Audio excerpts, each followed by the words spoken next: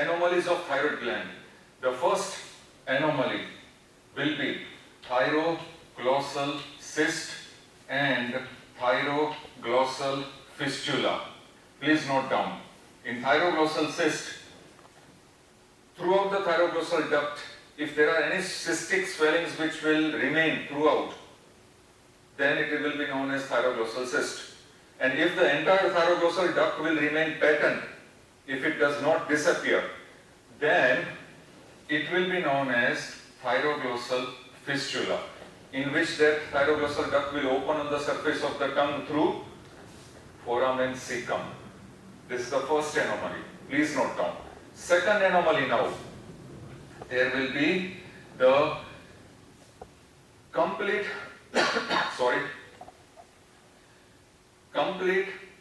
non-development of thyroglossal duct, which will lead to, remember this anomaly which I had discussed with you during development of tongue, lingual thyroid. The entire thyroid gland will develop within the substance of the tongue, which is called lingual thyroid. That is because of non-development of thyroglossal duct. Then we come across to the third anomaly. Here it will be known as accessory thyroid tissue. There will be certain accessory thyroid tissues which will be developed around the thyroid gland. Then we come to the fourth anomaly, and that will be known as ectopic thyroid tissue or ectopic thyroid gland, or simply it is called ectopic thyroid, only ectopic thyroid, in which the thyroid gland will develop sometimes in posterior triangle of the neck or in the thorax.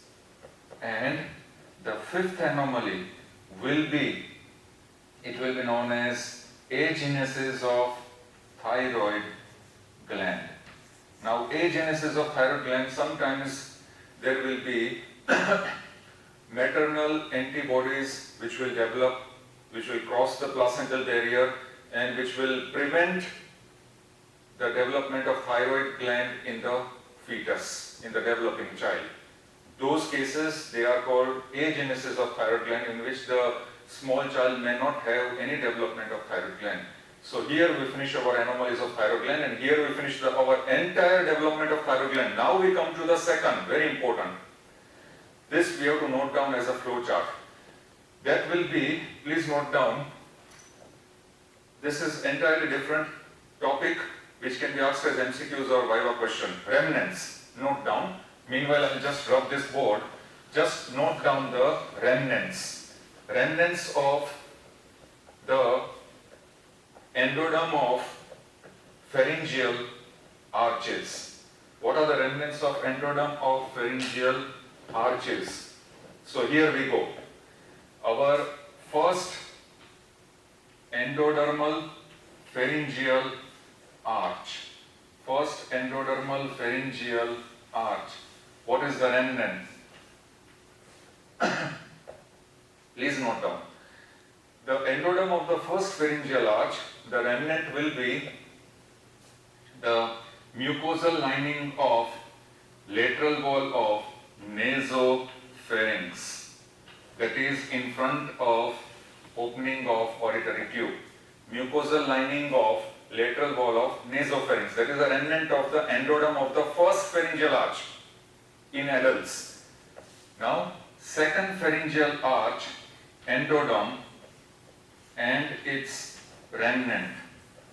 The remnant of the second pharyngeal arch will be known as palatoglossal arch. Palatoglossal arch. That is from the palate to the substance of the tongue, in which there is palatoglossus muscle. Third, endodermal pharyngeal arch, remnant. Now, these can be asked as MCQs or 1 mark question answers. It will be known as the pharyngo-epiglottic fold. Pharyngo-epiglottic fold.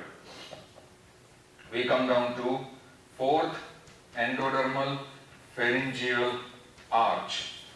It is represented, or it is found as a remnant of the entire, it will be known as epiglottis.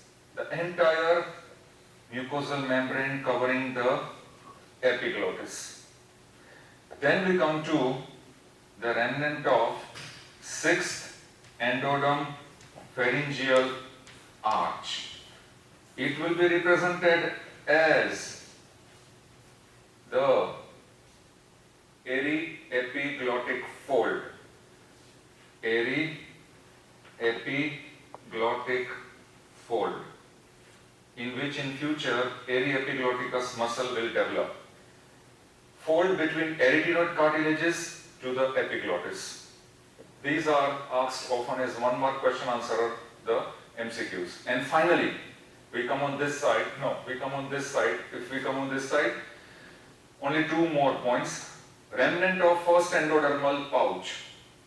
Remnant of first endodermal pouch will be represented as the auditory tube.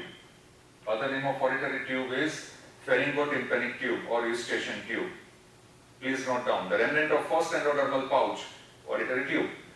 Remnant of the second endodermal pouch. Please note down.